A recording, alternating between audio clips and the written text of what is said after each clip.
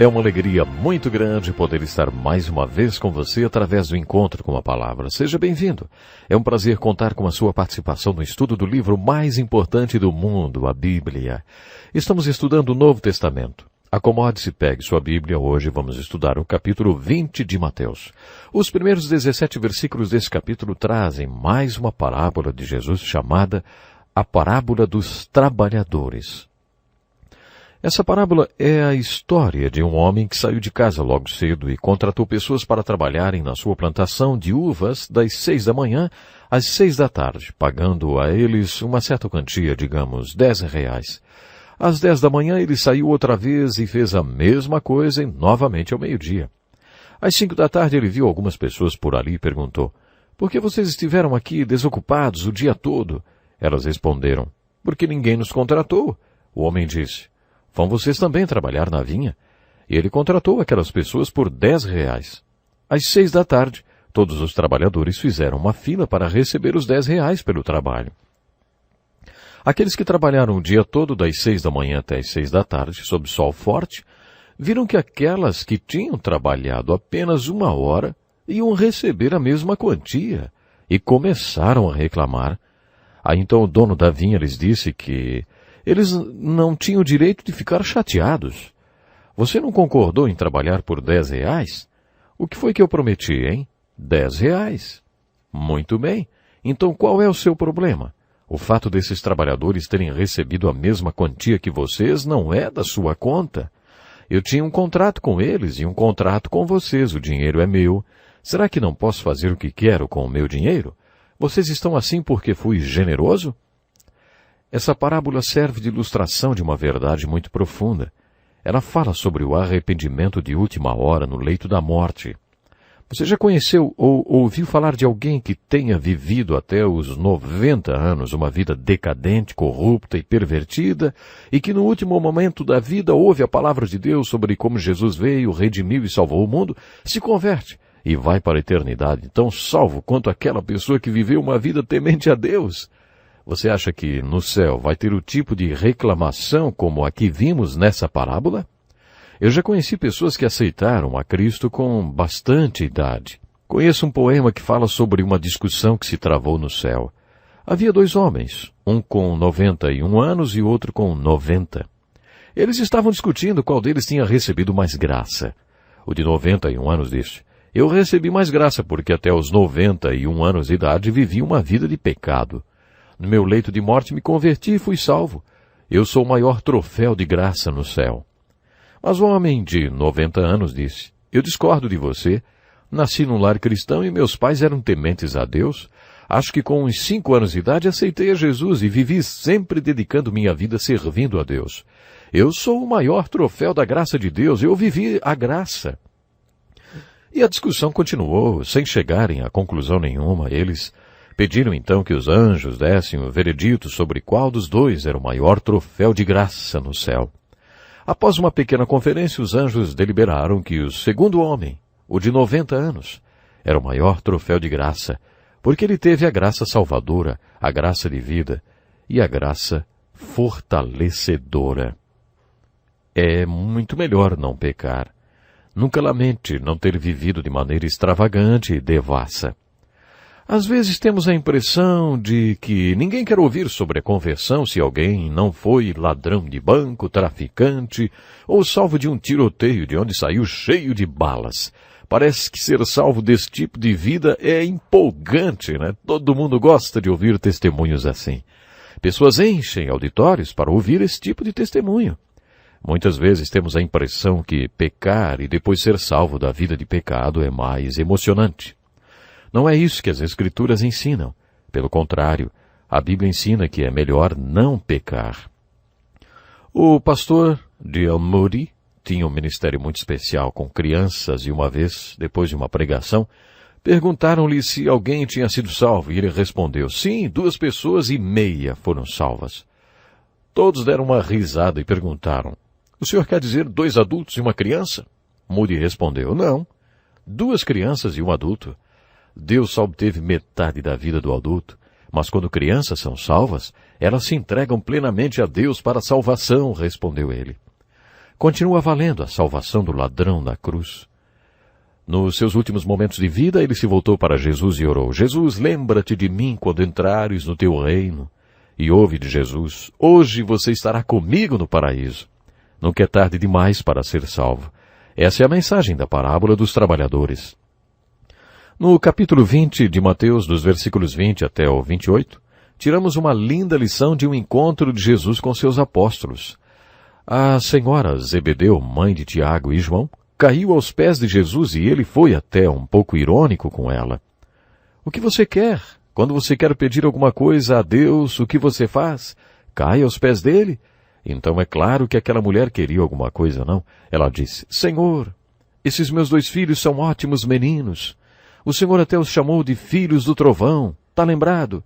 Então, quando o Senhor entrar no seu reino, será que o Senhor poderia colocar Tiago à sua direita e João à sua esquerda? É claro que àquela altura, os outros apóstolos já estavam bravos com Tiago e João. Jesus então os reuniu e deu um grande ensinamento. Prestem atenção. Este jogo é do mundo. É o mundo que gosta de ver quem vale mais. Mas vocês não devem ser assim. Se vocês querem ser importantes no meu reino, podem pegar uma toalha e uma bacia com água e começar a lavar os pés uns dos outros. A única maneira de ser alguém no meu reino é servindo. Eu mesmo não vim a este mundo para ser servido, mas para servir e para dar minha vida em favor dos outros. O mundo valoriza a pessoa rica, diplomada, poderosa, forte, atraente. Isso é o que vale para o mundo. Mas Jesus diz que as coisas não são assim no reino dele. Todos que seguem a Cristo deveriam fazer um profundo estudo sobre o que ele ensinou e mostrou a respeito do valor do servo. O capítulo 21 de Mateus é muito importante. Era domingo de Palmas e Jesus entrou em Jerusalém montado num jumentinho. Ele estava cumprindo a profecia de Zacarias como um embaixador que está num país estranho por um tempo e que se apresenta com todas suas credenciais ao líder desse país. Jesus estava entrando na cidade como embaixador do céu e com aquela entrada ele estava oficialmente apresentando suas credenciais e cumprindo a profecia. É interessante notar que ele não vai para a capital do mundo, que seria Roma. Jesus não foi para as capitais do pecado, como Éfeso ou Corinto. Jesus foi para a capital espiritual do mundo, Jerusalém. Ele apresentou suas credenciais formalmente para os líderes religiosos do povo de Deus. Muitos de nós já sabíamos que Jesus entrou em Jerusalém montado naquele jumento. Mas o que observamos nesse capítulo de Mateus é que depois de ter entrado montado num jumentinho em Jerusalém, ele purificou o templo e disse aos líderes religiosos: está escrito, a minha casa será chamada casa de oração, mas vocês estão fazendo dela um covil de ladrões. A mensagem de Jesus para os líderes religiosos foi muito dura. Essa discussão com os líderes religiosos atingiu seu apogeu em Mateus 23. A discussão começa a esquentar no capítulo 21 e vai ficando cada vez mais exasperada. Jesus amaldiçoou uma figueira e a figueira seca. Nas Escrituras, a figueira é o símbolo de Israel.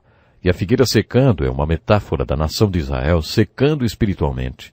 A purificação do templo, a figueira que secou e as palavras duras de Jesus para os líderes religiosos mostraram ao povo que Deus estava prestes a tomar o reino de Israel e entregá-lo aos gentios. Diante de todo esse contexto, Jesus é desafiado pelos líderes religiosos a apresentar suas credenciais. Em resposta a isso, Jesus dá mais um importante ensino. Os líderes religiosos estavam atrás de Jesus desde que ele tinha limpado o templo. Em poucos minutos ele fez com que um grande pátio, onde os negociantes que faziam uma troca de moedas, se esvaziasse. Eles trocavam o dinheiro daqueles que vinham de lugares distantes para adorar no templo e depois vendiam animais para sacrifício. Aquela era uma atividade muito lucrativa. Esse episódio mostra a personalidade forte de Jesus. Ele pegou um chicote de cordas e saiu chicoteando as mesas. No final, todo o pátio estava livre de barracas e mercadorias. As pessoas ficaram assustadas e com medo, e correram do Jesus manso e humilde, porque ele tinha outra expressão no rosto. Ele estava bravo. Os líderes religiosos aproximaram-se e perguntaram: com que autoridade estás fazendo essas coisas? E quem te deu tal autoridade? Lembrem-se, Jesus era apenas um carpinteiro que tinha vindo de um lugar pobre. Por isso, para eles, era natural que fizessem essa pergunta. Eles estavam pedindo as credenciais de Jesus. Esse é o contexto da minha parábola preferida. O que acham? Havia um homem que tinha 2 filhos. Chegando ao primeiro, diz: Filho, vá trabalhar hoje na vinha. E este respondeu: Não quero. Mas depois mudou de ideia e foi. O pai chegou ao outro filho e disse a mesma coisa. Ele respondeu: Sim, senhor. Mas não foi. Qual dos 2 fez a vontade do pai? O primeiro, responderam eles. Jesus estava ensinando novamente o que tinha ensinado no topo da montanha. O mais importante não são as palavras, mas as atitudes. Os 2 filhos disseram uma coisa, mas agiram de forma diferente. Portanto, o que eles declararam não importou muito. A questão foi o que eles fizeram.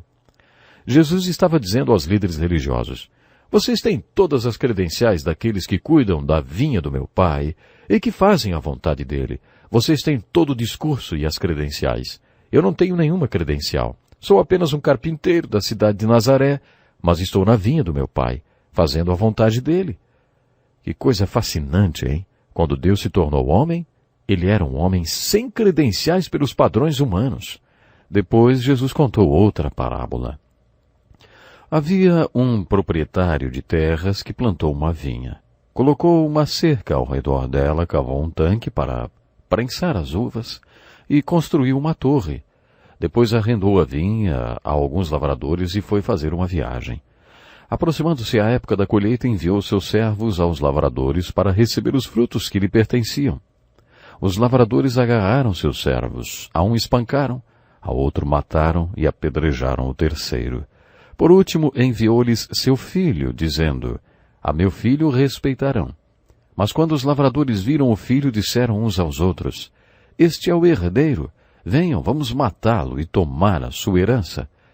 Depois que ensinou isso, Jesus, mais uma vez, faz uma pergunta.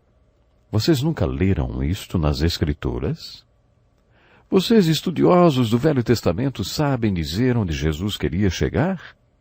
Deus havia enviado profetas para Israel por muitos e muitos anos. Como foi que os filhos de Israel trataram aqueles profetas? Como foi que eles trataram Jeremias?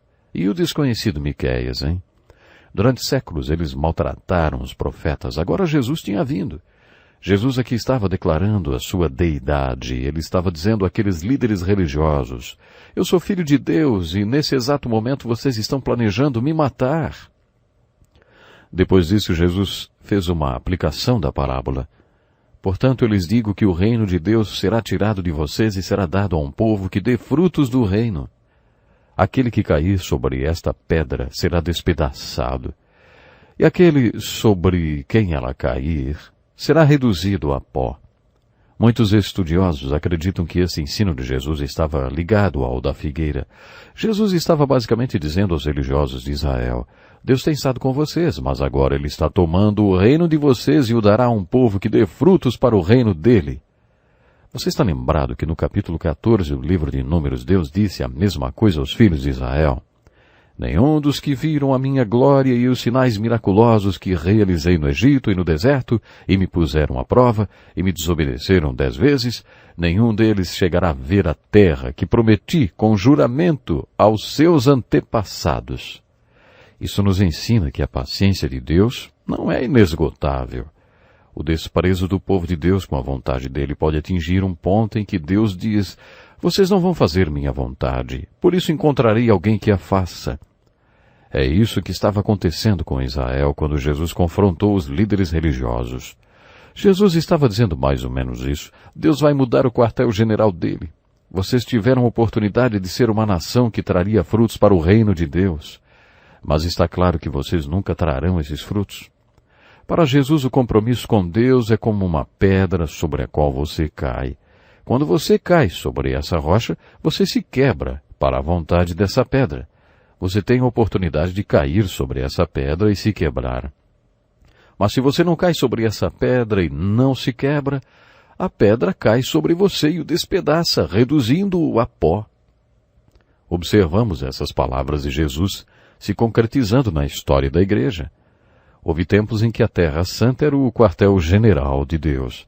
Parecia que Deus operava a partir da terra de Israel.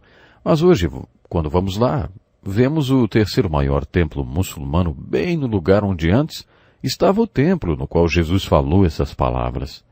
Por isso que dizemos que Israel não é mais o quartel-general de Deus. Se hoje você fizer uma viagem à Terra Santa e passar também pela Ásia Menor, indo até a Turquia, onde ficava Éfeso, as pessoas vão contar que foi lá onde o cristianismo atingiu seu apogeu. Foi lá em Éfeso onde Paulo pregou. Naquela época Deus tinha removido seu quartel-general para a Ásia Menor. Durante vários séculos parecia que Deus operava a partir da Europa, principalmente da Alemanha. A Alemanha foi o local de base da reforma protestante de Martim Lutero. Já ouvi falar que havia mais conhecimento na Alemanha quando Hitler assumiu o poder do que em todo o resto da Europa. A Alemanha estava trocando Deus pelo racionalismo e a intelectualidade. Filósofos como Nietzsche ajudaram Hitler a liderar a nação para a devastação da Segunda Guerra Mundial.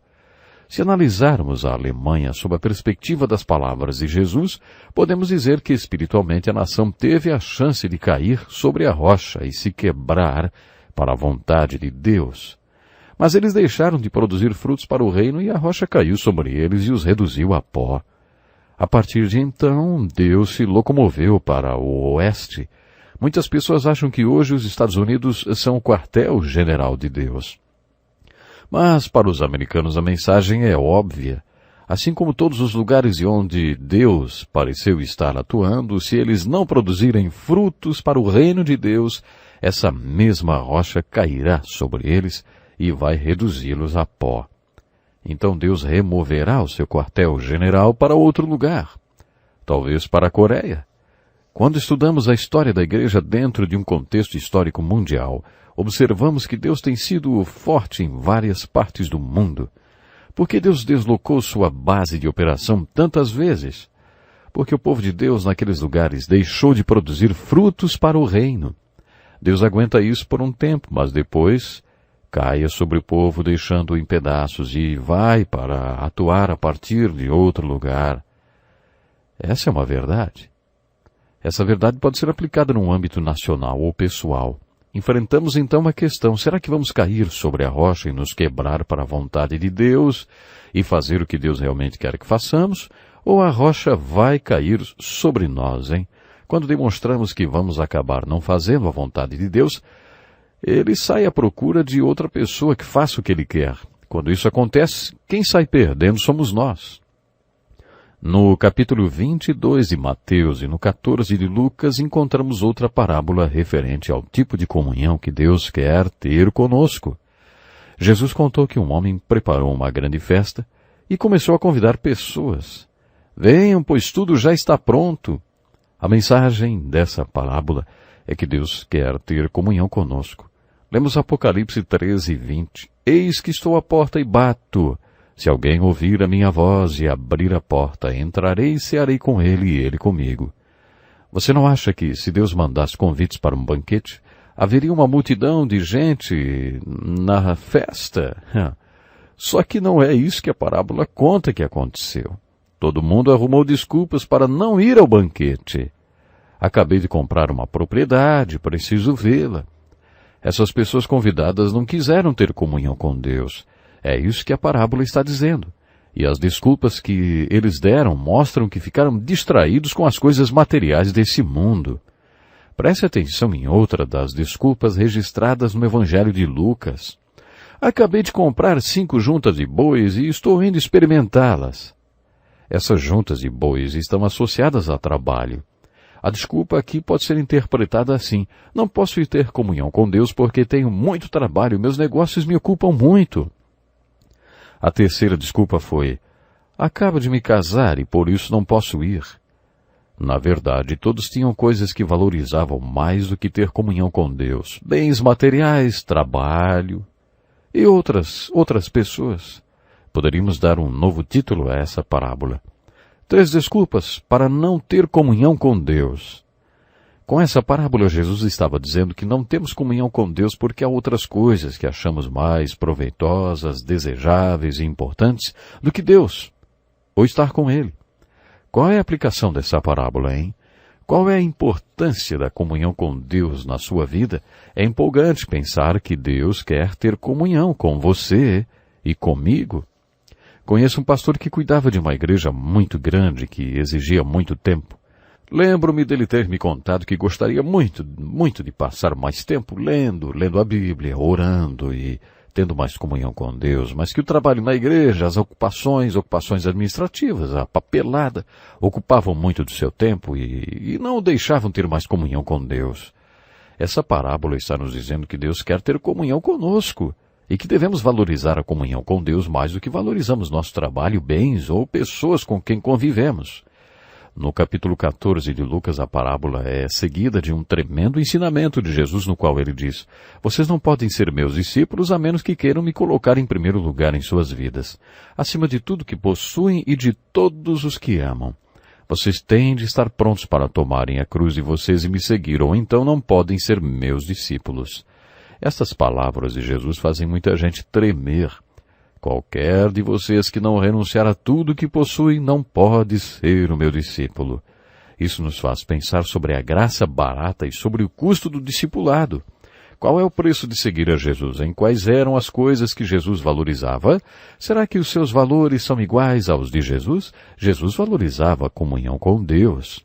Ele estava sempre orando em algum lugar, porque a comunhão com Deus era muito importante para ele. Medite, busque a Deus em oração e avalie os valores de Cristo e compare com seus valores. Será que os seus valores são cristãos? Vimos o convite que foi feito e todas as desculpas que foram dadas. E você? Será que você está festejando com Jesus Cristo, devorando sua palavra e aplicando o que aprende nas situações da sua vida? Lembre-se que as atitudes valem mais do que as palavras. Deus tem direito de esperar que você dê frutos, e você dará se valorizar a Deus mais do que qualquer outra coisa no mundo. Não dê desculpas. Aceite o seu convite para cear com Ele e ter comunhão com Deus. Ore, Senhor Jesus, não quero mais dar desculpas, eu quero ter comunhão contigo. Venha ser o Senhor e o Rei da minha vida, eu quero servi-lo. Eu agradeço pelo seu amor, e porque o Senhor prometeu que sempre estará comigo e que nunca vai me deixar. Ajude-me nessa caminhada, não quero mais apresentar desculpas. Quero ter comunhão contigo. Se você fez essa oração, entre em contato conosco, escreva-nos hoje mesmo. Programe-se para estar conosco no próximo encontro com a palavra. Sua atenção é muito importante para nós. Deus o abençoe e que possa fazer você prosperar cada dia mais na sua vida espiritual, na sua vida em família, na sua vida como um todo.